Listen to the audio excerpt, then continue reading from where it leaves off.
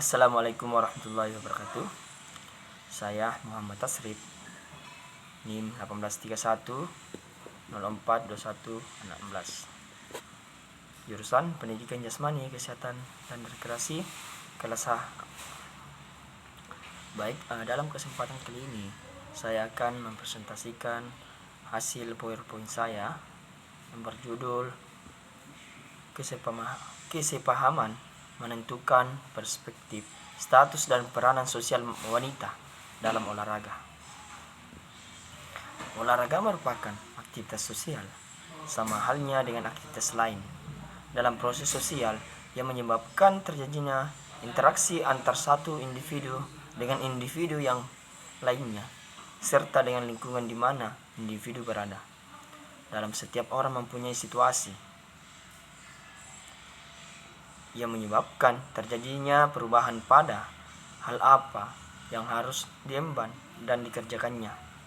Kenyataannya bahwa manusia memiliki dua segi kehidupan, yaitu kehidupan publik dan kehidupan pribadinya. Dalam kehidupan masyarakat atau publik, manusia belajar menerima dan menyesuaikan diri dengan nilai dan keadaan yang sebenarnya yang mungkin tidak diinginkan.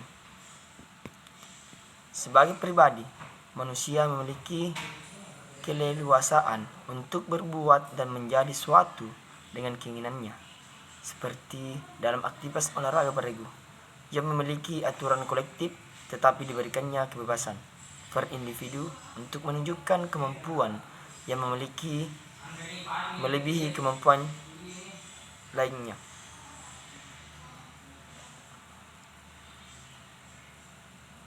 Dalam kasus olahraga pun, interaksi yang terjadi di antara partisipasinya melahirkan tingkatan-tingkatan atau stratifikasi sosial sebagai sistem lapisan masyarakat, bukan hanya pada jenis aktivitasnya, melainkan pelaku yang terlibat di dalamnya. Misalnya ada istilah olahraga elit, olahraga masyarakat, olahraga amatir dan profesional, olahraga khusus untuk pria dan olahraga khusus wanita, dan lain sebagainya. Wanita yang aktif berolahraga berarti dia terlibat secara intens dalam pola interaksi tertentu di masyarakat, memberikan penilaian hingga akhir memberikan status kepadanya. Status sebagai kependudukan seorang di dalam masyarakat sehubungan dengan orang-orang lain dalam arti lingkungan pergaulannya,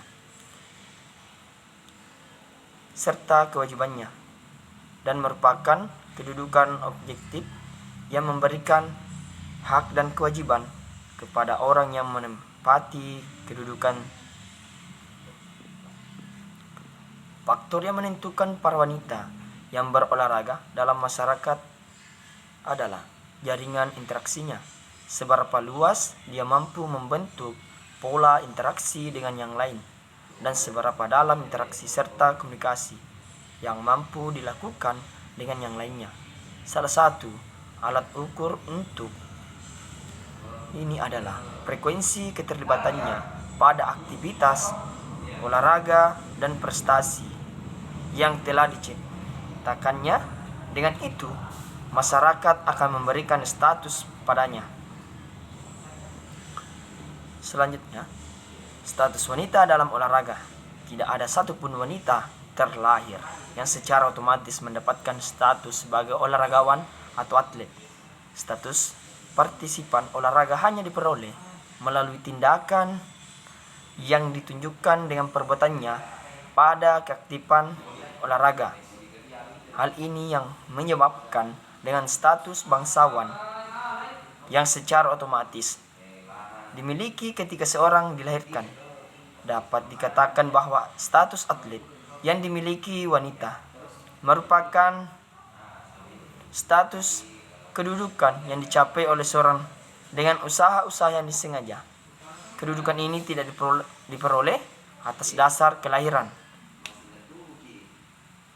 Bersifat terbuka bagi siapa saja, tergantung dari kemampuan masing-masing dalam mengejar serta mencapai tujuannya. Dari konsep ini, stratifikasi sosial akan terjadi. Semua wanita memiliki kesempatan sama untuk memperoleh status tertentu di masyarakat, tetapi karena kemampuan dan pengalaman berdampak pada lahirnya tingkatan-tingkatan status yang akan diperoleh wanita dalam partisipasinya di olahraga. Bagaimanapun juga, setiap wanita berolahraga menginginkan prestis dan derajat sosial dalam kehidupan di masyarakatnya, bukan sebagai pengakuan atas keberadaannya oleh anggota kelompok, melainkan sebagai salah satu tuntutan kebutuhan untuk harga diri. Peningkatan status sosial sebagai olahraga memaksanya untuk terus memobilisasi setiap tindakan. Mobilitas sebagai salah satu peningkatan status sosial menurut Ralph Sumner memiliki dua bentuk, yaitu pertama, konteks mobility atau mobilitas sosial berdasarkan persaingan pribadi. Kedua, sponsor mobility atau mobilitas sosial berdasarkan dukungan. Dengan mencermati bentuk mobilitas, maka pemberian status sosial kepada wanita berolahraga hendaknya mampu diberikan sesuai porsi proses yang telah dilakukan. Hal ini mungkin berdampak kepada proses menghilangkan perbedaan pemberian penghargaan di antara atlet pria dan wanita yang sama-sama menjadi juara di kelompoknya atau gender. Misalnya, sejumlah hadiah yang masih diberikan antara kelompok putra dengan putri, meski mungkin pertimbangannya adalah ketika pertandingan putra sering melahirkan tindakan yang lebih akrobatik, skill tinggi, terlebih jika dramatis oleh pers yang secara jumlah memang kaum pria di kalangan pers lebih banyak, yang tentu saja akan selalu memberikan dukungan lebih pada sesamanya, yang berdampak pada semakin banyaknya jumlah penonton dan secara otomatis pemasukan keuntungan dari penjualan karcis pun lebih besar. Terlepas dari itu, status wanita berolahraga memang masih menempati porsi lebih rendah dari kaum pria. Anekdotnya bisa dikatakan karena wanita kalah start semenjak zaman Yunani dan Romawi sebagai perintis olahraga modern. Wanita belum memperoleh kesempatan yang luas dibandingkan pria, bahkan dilarangnya berpartisipasi meski sebenarnya telah memiliki kemampuan yang sama dengan pria. Peranan wanita dalam olahraga. Peranan merupakan dinamika dari status atau penggunaan dari hak dan kewajiban. Aspek dinamis kedudukan, sehingga apabila wanita melaksanakan hak dan kewajibannya sesuai dengan kedudukannya, maka dia menjalankan suatu peranan. Peranan mungkin mencakup 3 hal, yaitu meliputi norma-norma yang dihubungkan dengan posisi seseorang, serangkaian peraturan yang membimbing seseorang dalam kehidupan kemasyarakatan, konsep tentang apa yang dapat dilakukan oleh individu dalam masyarakat sebagai organisasi, perilaku individu yang penting bagi struktur sosial masyarakat. Peranan dalam status keduanya tak dapat dipisah-pisahkan karena yang satu tergantung kepada yang lain dan sebaliknya. Tak ada peranan tanpa kedudukan atau kedudukan tanpa peranan. Maka sudah selayaknya seorang wanita partisipan olahraga yang telah berbuat sesuai norma di masyarakat, berperilaku di masyarakat sebagai organisasi resmi, dan tidaknya olahraga adalah sebuah organisasi dan merupakan struktur sosial masyarakat, mendapatkan peranan sosial dari kedudukannya sebagai wanita yang berolahraga. Hanya saja sering dilupakan bahwa dalam interaksi sosial yang paling penting adalah melaksanakan peranan. Tidak jarang terjadi bahwa kedudukan lebih diutamakan sehingga terjadi hubungan-hubungan timpang yang tidak seharusnya terjadi. Contoh dalam dunia olahraga, peranan manajer yang melebihi kekuasaan pelatih dalam menentukan sikap atlet yang harus bertanding. Peranan atlet profesional yang tidak mencerminkan jati dirinya sebagai olahragawan yang menjunjung sportivitas sehingga lebih cenderung mementingkan bahwa suatu pihak hanya mempunyai hak saja, sedangkan pihak lainnya hanya mempunyai kewajiban belaka. Dalam dunia olahraga, ketimpangan ini menyebabkan terjadinya ketidakmerataan kesempatan. Wanita hanya dijadikan sebagai faktor pendukung yang keberadaannya bukan prioritas, bukan yang utama. Misalnya dalam beberapa kasus olahraga profesional, wanita hanya sebagai objek pelengkap seperti berlagers di otomotif sport atau pemandu sorak dalam beberapa olahraga permainan, hingga status yang peranannya bukan sebagai bintang, tidak pula sebagai pemain utama. Ketimpangan yang lebih luas terjadi pada masyarakat partisipan aktivitas tertentu, termasuk aktivitas olahraga, akibat ketidaksesuaian harapan. Dalam konteks olahraga, Indonesia rasanya lebih tepat dikatakan tuntutan, dengan peranan terhadap peranan yang tepat dalam menduduki suatu status terjadi karena yang pertama, harapan masyarakat kurang memperhatikan tindakan sebenarnya atau sebaliknya. Apabila harapan masyarakat akan tindakannya diketahui, akan tetapi waktu dan situasi tidak memungkinkan bagi individu yang bersangkutan. Apabila pemenuhan harapan masyarakat di luar kemampuan individu. Masyarakat olahraga Indonesia masih kuat dengan konsep kalah menang, bahkan suatu pertandingan hanya sebatas pemenang dan pecundang, sehingga identik dengan menyamaratakan status tanpa memahami peranan yang diemban. Kita menyamakan status atlet kita dengan atlet dunia tanpa mengerti proses untuk memperoleh status terlebih peranannya seperti apa. Dunia olahraga wanita lebih memperoleh kesialan dari konsep ini. Kita lebih tahu bahwa tim putri kita adalah pecundang tanpa mengerti siapa lawannya dan proses untuk menjadi pecundang. Karena kita memang kalah start dan proses pemilihan olahraga wanita, tim sepak bola kita lebih banyak kalahnya. Tim bulu tangkis semakin terpuruk. Berpindahnya pembulu tangkis putri harapan kita ke negara lain. Ketidakmampuan induk olahraga dalam proses regenerasi atlet wanita. Ini semua adalah tren yang semakin memperburuk perspektif masyarakat terhadap aktivitas wanita berolahraga. Salah satu penyebab perbedaan kesempatan adalah, menurut Coakley, dari beberapa kasus bahwa wanita masih memiliki sedikit kesempatan dibanding pria, terutama di kota-kota kecil dan wilayah pedesaan. Yang lebih sering terjadi adalah kekurangan di antara dalam hal persediaan dan pemeliharaan peralatan dan penyebarannya, penjadwalan pertandingan dan waktu latihan, kesempatan memperoleh pelatihan dan tutor akademik, penugasan dan kompensasi pelatih dan tutor, ketersediaan obat-obatan dan pelayanan latihan serta fasilitas, publisitas bagi secara individu, tim dan event. Harusnya Indonesia memiliki keuntungan dalam hal kesempatan wanita berolahraga, karena negara ini dipimpin oleh seorang perempuan juga yang secara karakter fisikis lebih menonjol perasaan. Wanita pun berkeinginan sama untuk mendapatkan penghargaan selayaknya pria. Hanya proses ke arah itu tidak berkesempatan sama dengan yang dimiliki pria, karena terkait kebijakan yang dihasilkan kesempatan dominasi pria yang duduk di lembaga legislatif dan eksekutif.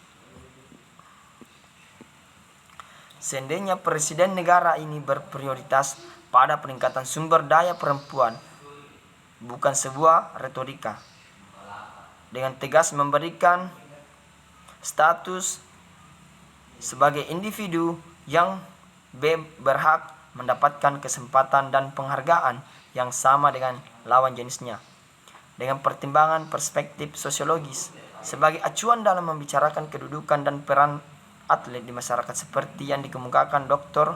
Vasiliki dan Swiss dalam makalahnya.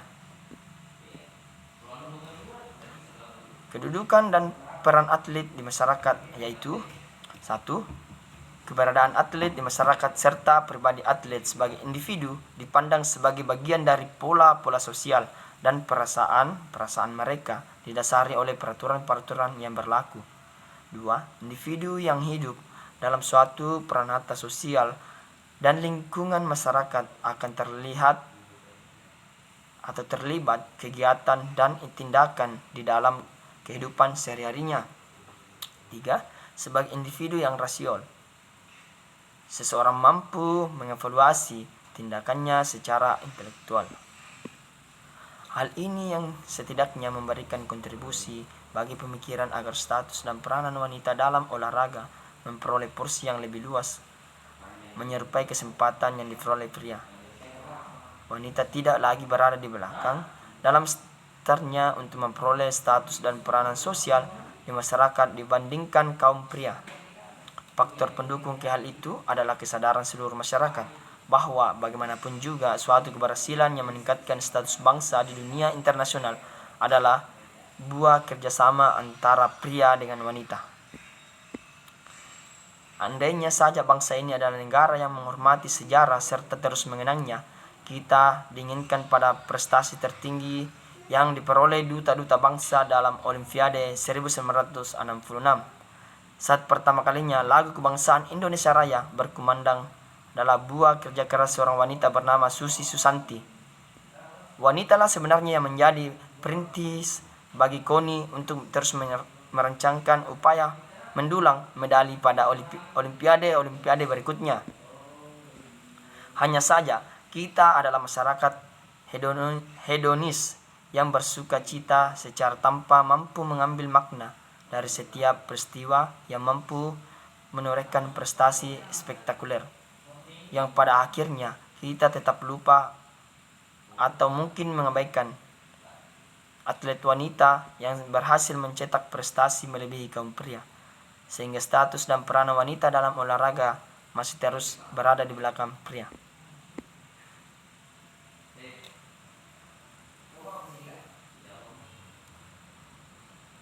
Coakley mengungkapkan pula bahwa masih adanya mitos yang keliru dan masih dipegang oleh masyarakat, terutama terjadinya pada negara-negara yang tingkat pendidikan dan informasi medik masih rendah. Keikutsertaan yang berat dalam olahraga mungkin menjadi penyebab utama. Masalah kemampuan menghasilkan keturunan. Aktivitas pada beberapa event olahraga dapat merusak organ reproduksi atau payudara wanita. Wanita memiliki struktur tulang yang lebih rapuh dibanding pria, sehingga lebih mudah mengalami cedera. Keterlibatan intens dalam olahraga yang menyebabkan masalah pada menstruasi. Keterlibatan dalam olahraga membawa ke arah perkembangan yang kurang menarik atau menonjol. Alasan-alasan inilah yang memperburuk perspektif masyarakat terhadap keterlibatan wanita dalam olahraga yang secara langsung berpengaruh pada pemberian status dan peranan sosial dalam kehidupan secara khusus di bidang olahraga dan umumnya di kehidupan keseharian di masyarakat, di mana pola-pola interaksi sosial berlaku di lingkungannya. Terlepas dari itu semua, bagaimana juga semakin banyak wanita yang menyukai kegiatan fisik dengan tingkat penampilannya yang terus meningkat, walaupun terdapat masalah kesehatan khusus yang berhubungan dengan fungsi reproduksinya yang unik, tetapi manfaatnya bagi kesehatan dan pergaulan sosial jauh melebihi pengaruh-pengaruh merugikan yang terjadi selama ini.